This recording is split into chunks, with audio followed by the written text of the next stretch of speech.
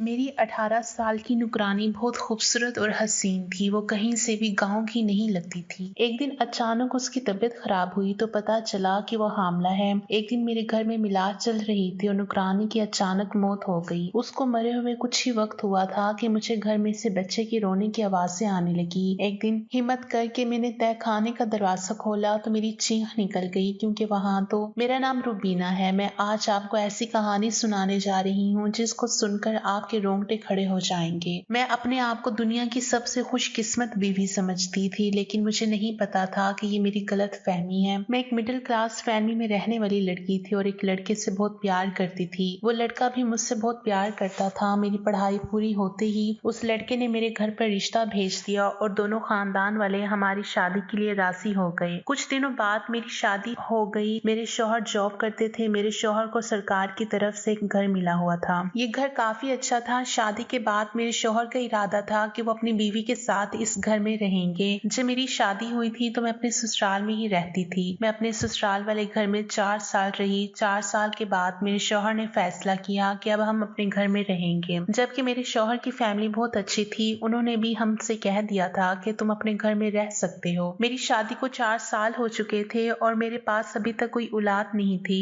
मैं जब इस घर में आ गई तो ये घर बहुत बड़ा था और मुझे इस घर की साफ सफाई करने में बहुत परेशानी होती थी। मैंने अपने शौहर से नुकरानी के लिए कह रखा था। एक दिन मैंने अपने शौहर से कहा कि हमें इस घर में रहते हुए 2 महीने हो गए और मैं रोज आपसे कहते कहते थक गई हूँ कि मुझे एक नुकरानी की जरूरत है। मुझसे इस घर का काम नहीं होता, लेकिन आप मेरी बात सुनने के लिए तैयार नहीं हो। मुझे कोई ना कोई बात कहकर टाल देते हो। इतने बड़े घर का काम मुझसे नहीं होता और ऊपर से मैं इस पूरे घर में अकेली रहती हूँ। आप तो सुबह को निकलते हो और रात को ही घर में घुसते हो। सारा दिन मैं घर में अकेली फिरती रहती हूँ और मैंने अपने शौहर को धमकी दी कि अगर तुमने नुकरानी का इंतजाम नहीं किया तो मैं यहाँ से चली जाऊंगी। मैंने कभी अपने मायके में इतना काम नहीं किया था, क्योंकि मेरी माँ ने कभी भी मुझसे घर के काम काज नहीं करवाए थे और ससुराल वाले घर में तो मेरी सास ही सारे काम किया करती थी। अब जब मैं इस घर में आई थी तो मैं घर के काम कर करके थक गई थी। सारा दिन मैं घर में काम करती रहती थी। मुझे एक मिनट को भी फुर्सत नहीं मिलती थी कि मैं आराम कर सकूं। मेरे शौहर का नाम अदनान था। अदनान मुझसे कहने लगे, रूबीना तुम्हें परेशान होने की कोई जरूरत नहीं। मैंने गांव से एक लड़की का इंतजाम करवा लिया है। कुछ दिन तक वो लड़की आ जाएगी, लेकिन तुमसे तो सब्र ही नहीं हो रहा। फुल टाइम नुकरानी बहुत मुश्किल से मिलती है और जैसे ही वो यहाँ आ जाएगी तुम्हारी सारी परेशानियां दूर हो जाएंगी। तुम परेशान मत हो। अदनान मुझे रोज यही बात समझाकर टाल दिया करते थे। कुछ दिन बाद अदनान घर आए तो मैंने देखा कि इनके साथ एक 18 साल की लड़की थी। इस लड़की को देखकर मुझे बहुत गुस्सा आ रहा था, क्योंकि वो लड़की मेरे शौहर के पास ही खड़ी थी। मैं अदनान को गुस्से से देखने लगी। इतनी देर में मैं कुछ कह पाती तभी अदनान समझ गए थे कि मैं उनको गुस्से में देख रही हूँ। अदनान ने मुझे उस लड़की से मिलवाया और कहने लगे कि ये रसिया है और आज से ये हमारे घर के सारे काम किया करेगी और तुम्हें परेशान होने की कोई जरूरत नहीं। इसे घर के सारे काम समझा देना। मैंने सोचा है कि घर के बेसमेंट में जो कमरा है वो इसको दे दिया जाए ताकि ये अपना सामान वहाँ रख लेगी और वहीं पर रह लेगी। अब ये तुम्हारे साथ पूरा दिन घर में रहा करेगी। अब तुम्हें भी कोई परेशानी नहीं होगी। ये सारे काम आसानी से निपटा देगी। तुम इसको उसके कमरे में ले जाओ और इसका सामान वहाँ पर रखवा दो। आखिर हम दोनों को भी तो वक्त चाहिए ना। अदनान मुस्कुराते हुए मेरी तरफ देखकर ये बातें कहने लगे। अदनान की बात सुनकर मैं अपने आप को बहुत खुशनसीब बीवी समझ रही थी। आखिर मेरे शौहर मेरा बहुत ख्याल रखते थे और मुझसे बहुत मजाक भी करते थे। मैंने अदनान से कहा, जी मैं उनको सारा घर दिखा देती हूँ और काम भी समझा देती हूँ। मैंने रसिया से कहा कि चलो रसिया, मैं तुम्हें तुम्हारे कमरे में ले चलती हूँ। मैं रसिया को उसका कमरा दिखाने ले गई। मैं रसिया से कहने लगी, रसिया तुम कमरे में अपना सामान रख दो और इसके बाद हम दोनों के लिए एक अच्छी सी चाय बनाकर लेकर आ जाओ। इसके बाद मैं अपने कमरे में गई तो मैंने अदनान से कहा, अदनान आज मैं बहुत खुश हूँ और अपने आप को बहुत हल्का महसूस कर रही हूँ। अगर रसिया घर में नहीं आती तो मैं तो इस घर में काम करते करते ही इस दुनिया से चल बसती। मेरी ये बात सुनते ही अदनान हंसने लगे और कहने लगे, अच्छी बात है ना, तुम्हारी इस दुनिया से जाते ही मुझे दूसरी शादी करने का मौका मिल जाएगा। वैसे भी तुम्हारे जीते जी ये सब कुछ नामुमकिन है।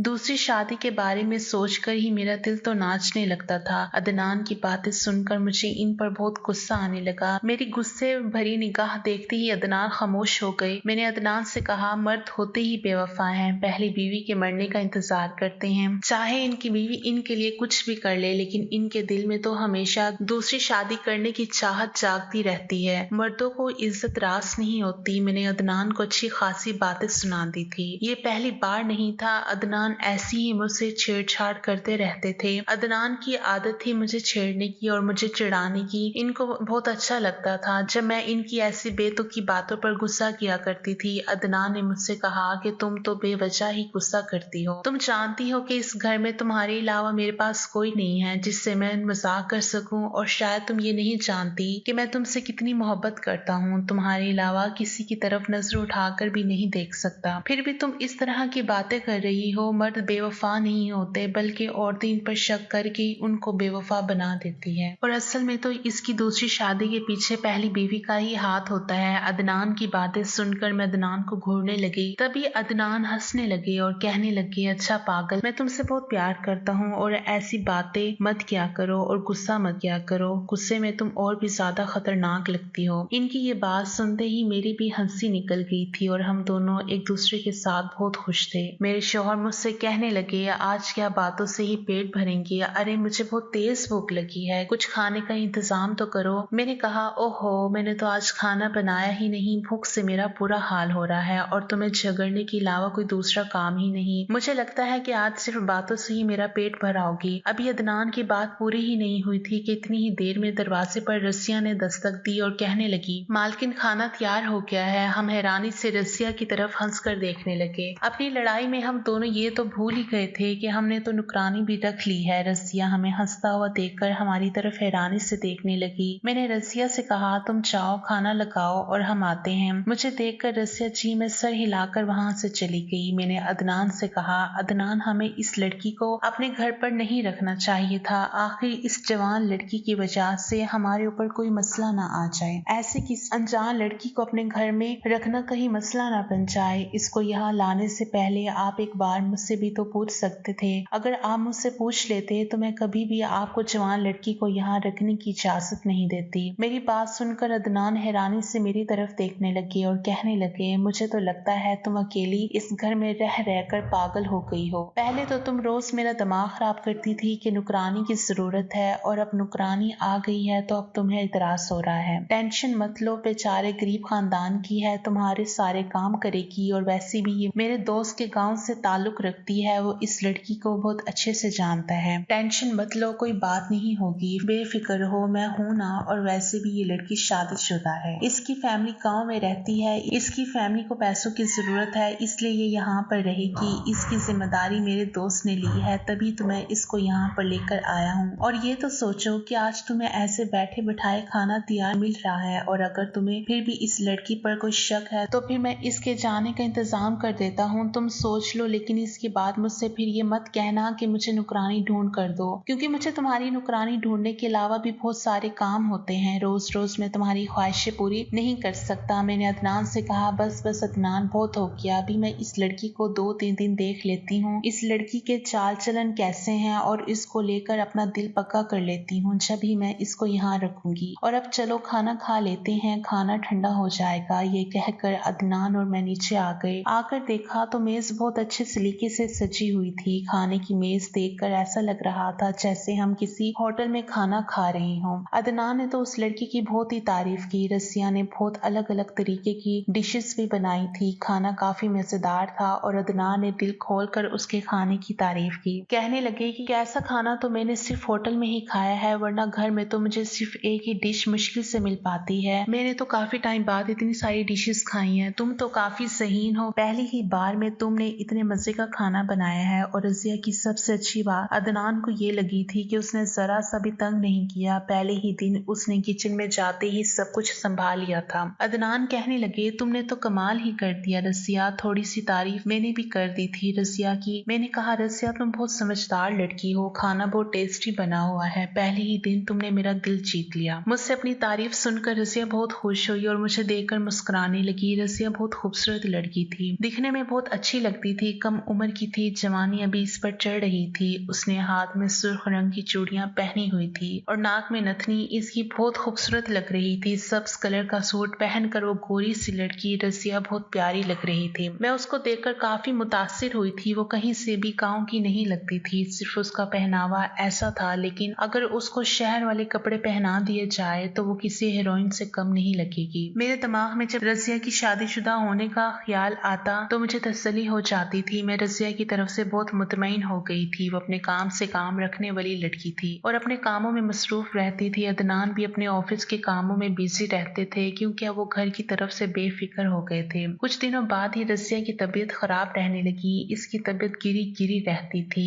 एक दिन रज़िया ने मुझसे कहा कि इसकी तबीयत ठीक नहीं है, आज इसे डॉक्टर के पास जाना है। वो अकेले ही डॉक्टर को दिखाने के लिए चली गई। जब वो अस्पताल से आई तो मैंने उससे पूछा कि आखिर क्या हुआ था। उसने मुझे कुछ नहीं बताया, लेकिन वो माँ बनने वाली थी और ये बात वो मुझसे छुपा रही थी। जब से रज़िया हमारे घर आई थी तब तक तो ऐसा कुछ भी नहीं था और फिर रज़िया ने मुझे भी कुछ नहीं बताया था। फिर एक दिन मैंने रज़िया से पूछने की कोशिश की तो उसने बताया कि जब वो यहाँ आई थी तब भी वो हामला थी। मैंने उससे कहा कि फिर तुम्हारे शौहर ने तुम्हें इतनी दूर काम करने के लिए क्यों भेज दिया, और वो भी इस हालत में। तुम्हें यहाँ पर नहीं आना चाहिए था। इस वक्त तो तुम्हें सबसे ज्यादा अपने शौहर की जरूरत है। मेरे ये कहते ही रज़िया खामोश हो गई और कहने लगी, मालकिन, गरीब लोग ऐसी बातों को चोंचले समझते हैं और वैसे भी हम गाँव के लोग बहुत मजबूत होते हैं। हम लोगों के लिए बच्चे पैदा करना आम सी बात है। मैं गाँव में होती तब भी किसी न किसी घर का काम ही कर रही होती। यहाँ तो फिर भी मुझे सुकून है। आप और मालिक बहुत अच्छे हैं, कम से कम मुझे किसी की बातें तो नहीं सुनने को मिलती और फिर यहाँ पर मुझे तनख्वाह भी अच्छी मिलती है। मैं अपनी डिलीवरी के लिए पैसे जमा कर लूंगी और अपनी डिलीवरी इसी शहर में करवाऊंगी और बच्चा पैदा करने के लिए गाँव के अस्पताल नहीं जाऊंगी।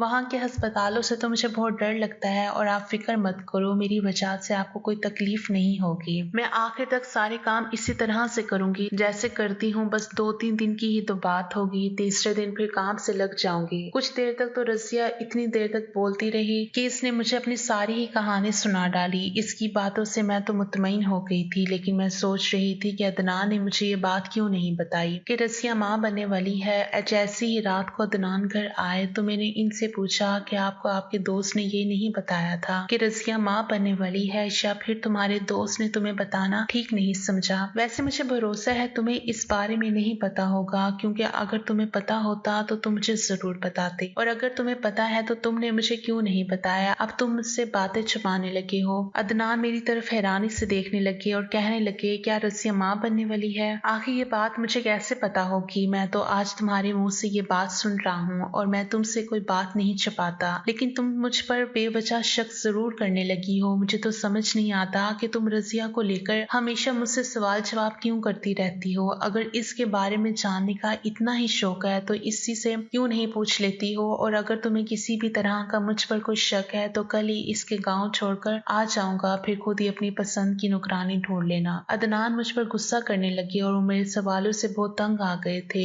एक तो वो रात को ऑफिस से थके हारे घर आते थे और आते ही मैं इनसे कोई ना कोई बात छेड़ कर बैठ जाती थी। वो मुझे कई बार समझा चुके थे कि तुम रज़िया के बारे में ज्यादा मत सोचा करो, वो अच्छी लड़की है, लेकिन पता नहीं क्यों मुझे अपने शौहर पर शक होने लगा था। ऐसा लगता था जैसे मुझे इन पर शक करने की आदत सी हो गई है। इनका कहना था कि तुम्हें कुछ भी समझाना बेकार है क्योंकि कोई भी बात तुम्हारी समझ में नहीं आती और तुम सीधी बात का गलत मतलब निकाल लेती हो। मैंने अदनान से कहा, अदनान मैं तो बस ऐसे ही कह रही थी कि इसकी सारी जिम्मेदारी मुझ पर आ जाएगी। मैंने तो यहाँ इस लड़की को अपने कामों के लिए रखा है, लगता है अब उल्टा मुझे घर के काम करने पड़ेंगे और साथ साथ इसकी भी देखभाल करनी होगी। अगर मुझे पहले ही इसके बारे में पता होता तो मैं कभी भी इस लड़की को इस घर में नौकरी पर नहीं रखती। किसी तरह ये बात हो गई थी और हम दोनों लड़ झगड़ कर सो गए। सुबह जैसे ही मैं बेड से उठी, मैंने खड़े होने के लिए जमीन पर पैर रखा तो अचानक ही मुझे चक्कर आ गई और मैं गिरने लगी। उस वक्त अदनान भी घर पर ही थे। उन्होंने मेरी तबीयत को बिगड़ते हुए देखा तो कहने लगे कि चलो मैं तुम्हें डॉक्टर के यहाँ लेकर चलता हूँ। वो मुझे डॉक्टर के पास लेकर गए। डॉक्टर ने हमें एक ऐसी खबर सुनाई थी जिसको सुनकर हम खुशी से पागल हो गए थे। डॉक्टर ने बताया कि मैं माँ बनने वाली हूँ। ये खबर सुनकर मेरे शौहर के तो पांव जमीन पर ही नहीं थे। होते भी क्यों, आखिर उनको 4 साल बाद औलाद की खुशी मिल रही थी। शादी के बाद मैंने काफी इलाज करवाए थे, लेकिन मुझे किसी भी डॉक्टर की दवाई से कोई फर्क नहीं होता था और अदनान के सर पर बच्चों का जुनून सवार था। लेकिन कभी मेरे शौहर ने मुझसे कोई ऐसी बात करके मुझे शर्मिंदा नहीं किया था। मेरे शौहर को ऐसा लगता था जैसे हमारी शादी को बहुत साल हो गए हैं। लोगों के बच्चे तो 15 साल भी नहीं होते, लेकिन मेरी शादी को तो अभी 4 साल ही हुए थे। इतने कम दिनों में भी वो बच्चे को गोद लेने के लिए राजी हो गए थे, लेकिन इनके दोस्त इनको ये समझाते थे कि नहीं, अपना खून तो अपना ही होता है। सिर्फ अपने दोस्तों की इस बात से ही वो सोच समझ कर काम लेते थे और अपने ही खून का इंतजार कर रहे थे। अब जब इनको ये खुशी मिली तो वो अपनी खुशी को लफ्जों में बयान नहीं कर पा रहे थे। इस खुशी को सुनते ही अदनान ने पूरे अस्पताल में मिठाइयाँ तकसीम करवा दी थी। जैसे ही अदनान घर पर आए तो उन्होंने रजिया को भी ये खबर सुनाई और उसे कहने लगे कि तुम्हें अब मालकिन का बहुत ज्यादा ख्याल रखना है। अदनान मुझसे कहने लगे कि देखो, तुम यहाँ बैठो और तुम्हें बेड से एक कदम भी जमीन पर रखने की कोई जरूरत नहीं है। अदनान कह रहे थे कि मुझे तो समझ ही नहीं आ रहा कि मैं अपनी इतनी बड़ी खुशी को कैसे मनाऊं। अदनान मुझसे कहने लगे, तुम्हें सिर्फ रजिया से अपना काम लेना है और तुम इसके बारे में मत सोचो। वो गांव की पली बड़ी लड़की है, उसको तो आदत है ये सब कुछ करने की। वहाँ की औरतें तो इस हालत में घर के 10 काम करती हैं। और तुम मेरी बात कान खोल कर सुनो, तुम्हें सिर्फ अपना ख्याल रखना है और मैं रजिया से भी कह कर आता हूँ कि वो सिर्फ तुम्हारा ख्याल रखे। तुम्हें किसी चीज की भी कमी नहीं होनी चाहिए। अदनान मुझे बहुत प्यार से समझा रहे थे। इनका प्यार देखकर मेरी आंखों में आंसू आ गए। वो मुझसे बहुत मोहब्बत करते थे।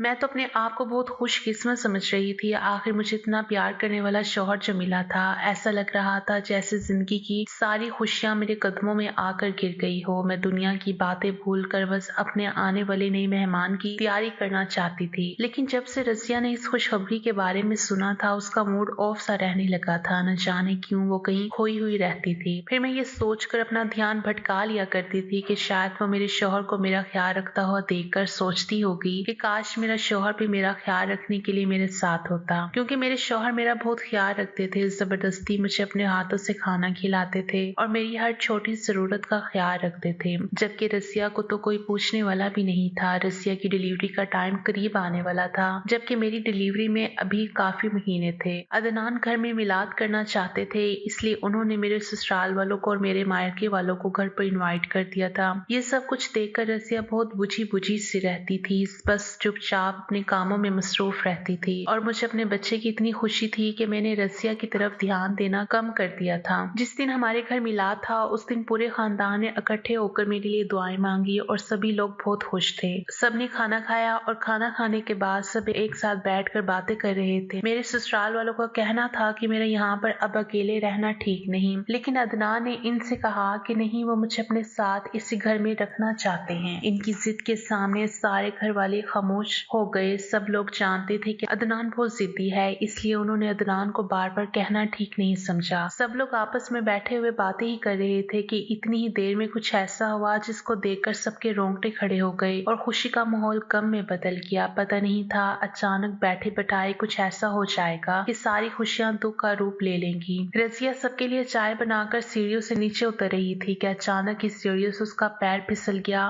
और वो सीढ़ियों से नीचे गिरकर बेहोश हो गई। उसके सिर से काफी खून बह रहा था। तभी अदनान उसे अस्पताल लेकर चले गए और अदनान ने किसी को भी अपने साथ जाने नहीं दिया। उनका कहना था कि इस तरह मामला काफी बिगड़ सकता है, इसलिए किसी का जाना ठीक नहीं होगा। अदनान को गए हुए बहुत देर हो गई थी और मेहमानों को भी अपने घर वापस जाना था। मैंने सारे मेहमानों से कहा कि आप लोग बेफिक्र होकर चले जाइए, अदनान कुछ ही देर में आ जाएंगे। मेरी कुछ देर पहले ही उनसे फोन पर बात हो गई है और सब कुछ बिल्कुल ठीक है। परेशान होने की कोई जरूरत नहीं। ये बात सुनकर वो जाने के लिए तैयार हो गए और मेरी सास ने मुझसे कहा कि रुबीना बेटा, अपना बहुत ख्याल रखना और जैसे ही अदनान घर पर आ जाए तो हमें फोन करके बता देना। और हाँ, तुम अपनी नुकरानी को इसके घर भेज दो। बेचारी अब पूरे दिनों से है, ऐसे उसे आराम की जरूरत है। तुम्हारी तबीयत भी तो खराब है, इसकी टेंशन लोगी तो अपनी तबीयत और भी ज्यादा खराब कर लोगी। इसके शौहर को बुलवाओ और उसे वापस भेज दो और कहना कि डिलीवरी के बाद इसे खुद आकर यहाँ पर छोड़कर जाए। मैंने अपनी सास से कहा कि ठीक है अम्मी जी, मैं ऐसे ही करूंगी। मैं तो खुद भी यही चाहती थी कि इन दिनों में रस्सी अपने गाँव चली जाए। वैसे भी उस वक्त इसकी हालत घर के काम करने वाली नहीं थी, बल्कि मैं इसे कई बार कह भी चुकी थी कि तुम अपने गाँव चली जाओ, लेकिन वो हमेशा ही मुझे टाल दिया करती थी। जब सारे मेहमान घर से चले गए तो उनको दरवाजे पर छोड़कर आने के बाद मैं अपने कमरे में आकर बैठ गई। मैं बार बार अदनान को फोन किए जा रही थी। जैसे जैसे वक्त गुजरता जा रहा था, मेरी परेशानी और भी ज्यादा बढ़ती जा रही थी। रात के 3 बज गए थे और गए हुए 4 घंटे हो चुके थे। मैं हर थोड़ी देर के बाद अदनान को फोन करने की कोशिश कर रही थी, लेकिन इनका फोन बंद जा रहा था और मुझे अदनान का इंतजार करते करते नींद आ गई। जैसे ही मेरी आंख खुली तो मैं डर गई, ये देख कर कि अदनान मेरे सामने खड़े हुए थे।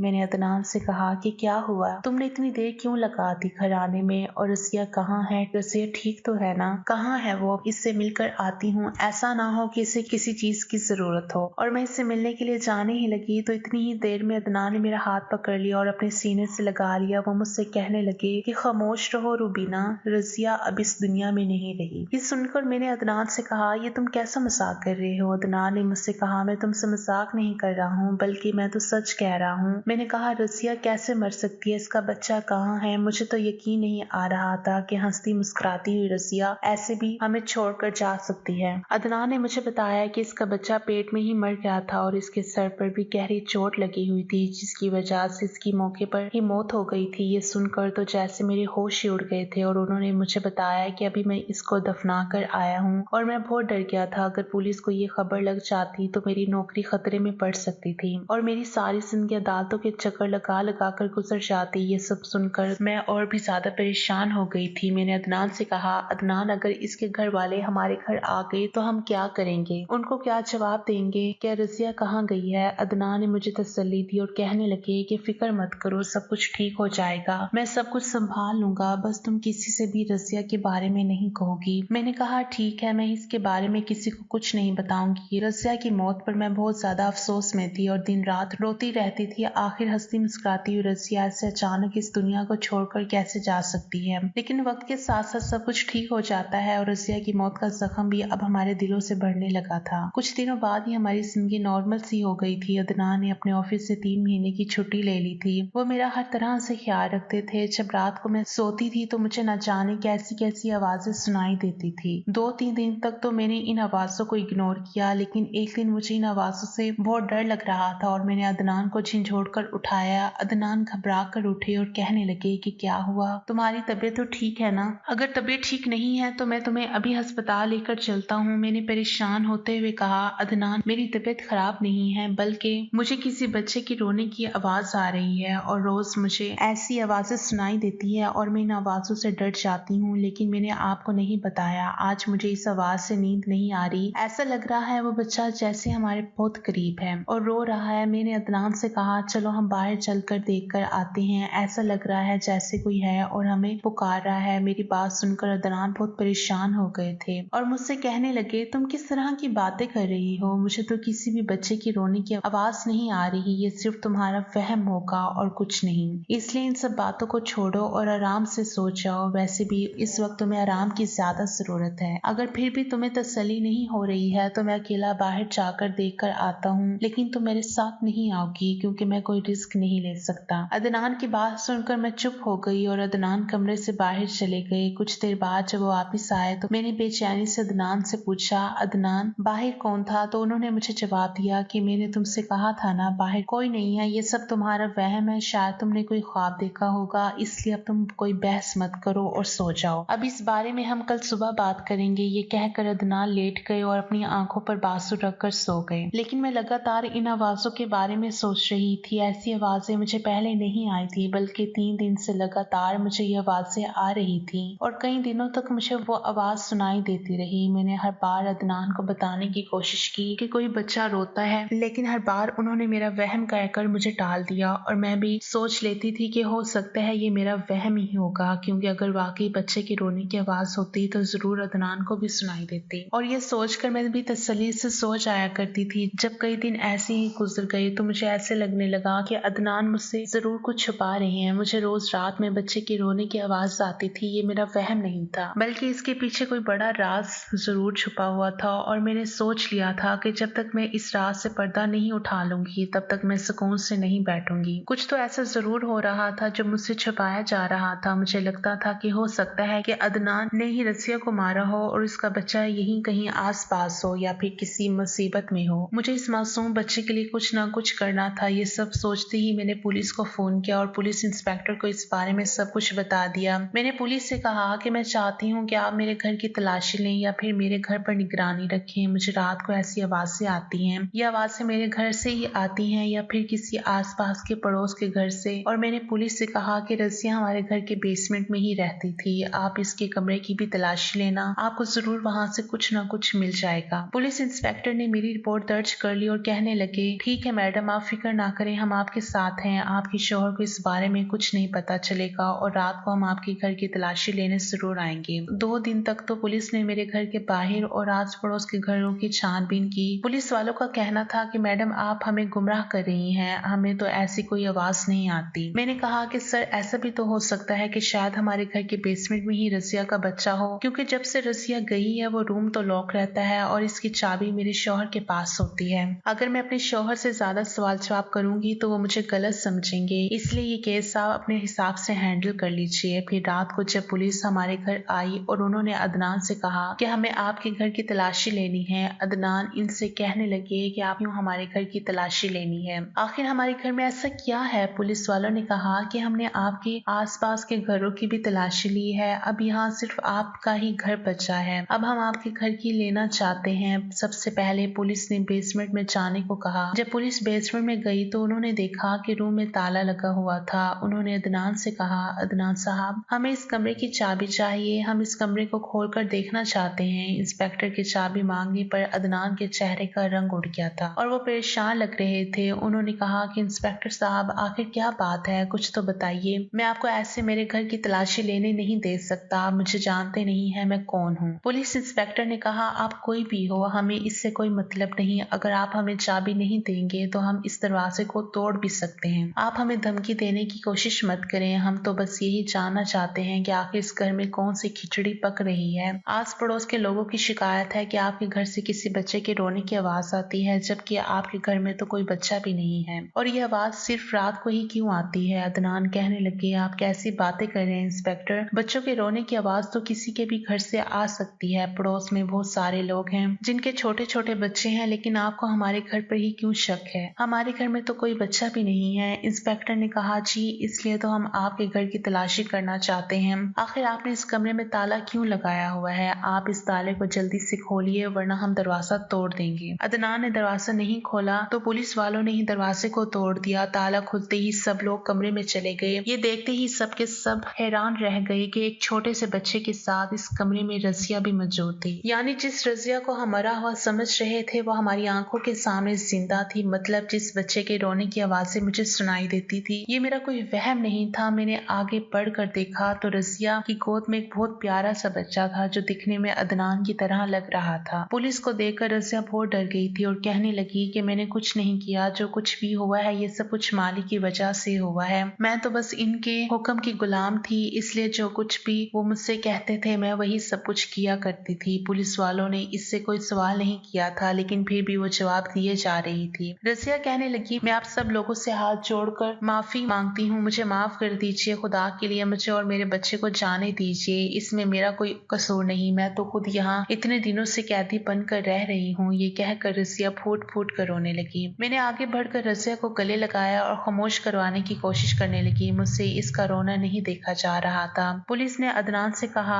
कि अदनान जी अब आप सब कुछ यहीं बताएंगे या फिर हम आपको थाने लेकर चले। इस बात से अदनान बहुत डरने लगे और कहने लगे, मैंने किसी के साथ भी कुछ गलत नहीं किया है, मैं क्या करता, मेरे हालात ऐसे हो गए थे कि मुझे ये सब कुछ करना पड़ा। और आप रजिया से पूछ सकते हैं, मैंने इससे जबरदस्ती शादी नहीं की और ना ही मैंने इसके साथ कोई जबरदस्ती की थी, ये खुद अपनी मर्जी से मुझसे शादी करके यहाँ आई थी। हाँ ये बात सच है कि ये मेरी बीवी है और इसकी गोद में जो बच्चा है वो भी मेरा ही है। अदनान की बात सुनकर रजिया ने शर्म से आंखें नीचे झुका ली और मैं हैरान होकर दोनों के चेहरे देख रही थी। मुझे अपने आप पर बहुत अफसोस हो रहा था कि मैं इतने महीनों से इन दोनों के हाथों बेवकूफ बन रही थी। अदनान ने बताया कि इन्हें बच्चों की बहुत ख्वाहिश थी, जबकि रूबीना और मेरी शादी को 4 साल हो गए थे। रूबीना से अभी तक मेरा कोई बच्चा नहीं था। मैंने रूबीना को बहुत सारे डॉक्टर के पास भी दिखाया था, सिर्फ मुझे तसल्ली देते हुए कहते थे कि हो जाएगा, अभी आपकी शादी को इतना वक्त नहीं हुआ, आप परेशान मत हो। मैंने रूबीना से कई बार कहा भी था कि हम किसी बच्चे को गोद ले लेते हैं, लेकिन रूबीना ने मुझे कभी बच्चों को गोद लेने नहीं दिया। फिर एक दिन जब मैं अपने दोस्त के साथ गाँव गया तो गाँव में मुझे रजिया दिखाई। मैंने देखा कि रजिया वहाँ पर बहुत बेरोजगारी की जिंदगी गुजार रही थी, जबकि रजिया वहाँ पर भी लोगों के घरों में काम किया करती थी। रजिया की ऐसी हालत मुझे अच्छी नहीं लगी। मैंने सोचा कि मैं रजिया से बात करता हूँ, अगर वो मुझसे शादी कर ले और बच्चा पैदा करके मुझे दे दे तो मैं इसकी जिंदगी बना सकता हूँ। और मुझे ये भी पता था कि रूबीना को जब इस बारे में पता चलेगा तो रूबीना कभी भी मुझे दूसरी शादी करने की इजाजत नहीं देगी। इसलिए मैंने छुप कर रजिया से शादी कर ली और इसे पैसों का लालच दिया। इसलिए मैं शादी करके रजिया को नुकरानी बनाकर अपने घर ले आया और इसी तरह वो हमारे घर घर में रहने लगी और घर के सारे काम काज संभालने लगी। इस दौरान मैं भी इससे रात के अंधेरे में मिलने जाता था। कुछ दिनों बाद पता चला कि रजिया प्रेग्नेंट है, लेकिन रजिया से शादी करना मेरे लिए जल्दबाजी साबित होगी। रजिया के प्रेग्नेंट होने के कुछ महीनों बाद ही मुझे रुबीना ने भी खबर सुना दी कि वो भी प्रेग्नेंट है। रुबीना की मां बनने की खबर सुनते ही मुझे ऐसा लग रहा था जैसे मैंने रजिया से शादी करके बहुत जल्दबाजी कर दी। मुझे नहीं पता था कि रजिया से शादी करने के बाद ही रुबीना भी मां बन जाएगी, और जब रजिया को रुबीना के मां बनने की खबर मिली तो वो मुझे धमकी दिया करती थी कि वो हम दोनों के रिश्ते के बारे में रुबीना को बता देगी, क्योंकि इसे भी यही उम्मीद थी कि रुबीना इतनी जल्दी मां नहीं बन सकती। मैं अपनी इस जल्दबाजी से बहुत पछता रहा था, लेकिन मैं रुबीना से बहुत मोहब्बत करता हूँ। मैं रुबीना को कभी नहीं छोड़ना चाहता था और मेरे दिल में नहीं था कि मैं रुबीना को धोखा दूं, और मैं रुबीना को नाराज करके पूरे खानदान को नाराज नहीं करना चाहता था। इसलिए मैंने सोचा कि रजिया को गायब करवा दिया जाए। उस दिन जब सीढ़ियों से गिरकर रजिया बेहोश हो गई तो मैंने सोचा कि इससे अच्छा मौका और कोई नहीं होगा। इसलिए मैंने प्लानिंग करके रजिया के मरने की झूठी खबर रुबीना को बता दी और रजिया के मर जाने का ड्रामा किया और बेसमेंट के कमरे में चुपचाप रजिया और इसके बच्चे को लाकर बंद कर दिया। रजिया मुझसे कुछ भी नहीं कह सकती थी, क्योंकि इससे पता था कि इसका और इसके बच्चे को संभालने वाला मेरे अलावा और कोई नहीं है। अदनान के मुंह से ये सारी सच्चाई सुनकर मुझे अदनान से नफरत होने लगी थी। पुलिस ने इस केस में अदनान को गिरफ्तार करना चाहा, लेकिन मैंने और रजिया ने इस केस को वापस ले लिया था। इसलिए मजबूरन पुलिस को वापस खाली हाथ जाना पड़ा। पुलिस के जाने के बाद रजिया मेरे आगे हाथ छोड़कर खड़ी हो गई और कहने लगी, मालकिन मुझे माफ कर दीजिए, मैंने आपके साथ बहुत बुरा किया, लेकिन मैं भी क्या करती, मैं मजबूर थी। अपनी गरीबी भरी जिंदगी से तंग आ गई थी, इसलिए मालिक की बातों में आकर इनके साथ चली आई। मेरी फैमिली में खाने के लाले पड़े हुए थे, मुझे पैसों की बहुत जरूरत थी और मालिक को अपने बच्चे की जरूरत थी। इसलिए मैंने अपनी गरीबी भरी जिंदगी से छुटकारा पाने के लिए मालिक से शादी कर ली। आप फिक्र मत करिए, आप दोनों एक दूसरे के साथ खुश रहिए। मैं आप दोनों की जिंदगी से जा रही हूँ, क्योंकि मुझ में हिम्मत नहीं है कि मैं यहाँ रहकर आपका सामना करूँ। रजिया अपने बच्चे को लेकर जाने लगी। मैंने अदनान की तरफ देखा तो अदनान के चेहरे के तासुरात से ऐसा लग रहा था कि वो चाहते हैं कि रजिया हमारे घर से चली जाए। तभी मैंने रजिया का हाथ पकड़ा और कहने लगी, रजिया तुम यहाँ से कहीं नहीं जाओगी, तुम यही मेरे साथ इस घर में रहोगी। तुम तो मासूम हो, सजा उसे मिलनी चाहिए जिसने ये सब कुछ किया है। मेरी तरफ देखकर अदनान शर्मिंदा होने लग गया। आखिर अदनान ने हम दोनों के साथ बहुत गलत किया था। अदनान मेरे सामने खड़े होकर हाथ छोड़कर मुझसे माफी मांगने लगे। मैंने अदनान की कोई बात नहीं सुनी और रजिया का हाथ पकड़कर इसे अपने कमरे में ले गई। मैंने फैसला कर लिया था कि जब तक अदनान अपने बेटे को कबूल नहीं कर लेते मैं इन्हें माफ नहीं करूंगी, क्योंकि मैं अदनान की तरह मतलबी नहीं थी। मैं चाहती तो उसी वक्त रजिया को घर से निकाल सकती थी, लेकिन मैं इस बेकसूर के साथ ना इंसाफी नहीं कर सकती थी और इन दोनों माँ बेटे के सर से इज्जत की छत नहीं छीनना चाहती थी। कुछ दिनों बाद ही अदनान ने अपने बेटे को कबूल कर लिया था और मैं भी माँ बन गई थी। मैंने भी एक बेटी को जन्म दिया था। जिस दिन मेरी बेटी पैदा हुई थी उस दिन अचानक ही अदनान को हार्ट अटैक आया था। उस दिन अदनान भी अस्पताल में भर्ती थे। अचानक ही उनकी तबीयत बिगड़ गई थी कि अदनान इस दुनिया से चले गए। मेरे ऊपर तो जैसे मुसीबत का पहाड़ टूट पड़ा था। अब मैं अपनी बच्ची के सहारे जीती हूँ। अदनान ने मेरे साथ और रजिया के साथ जो किया इसकी सजा इनको मिल चुकी थी। अदनान की मौत के बाद रजिया अपने बेटे को लेकर गाँव चली गई। दोस्तों, उम्मीद करती हूँ आपको हमारी कहानी पसंद आई होगी। कहानी पसंद आई है तो वीडियो को लाइक करें, चैनल पर नए हैं तो चैनल को सब्सक्राइब करें और हाँ, नोटिफिकेशन बेल को जरूर दबाएं ताकि अगली अपडेट सबसे पहले आपको मिले।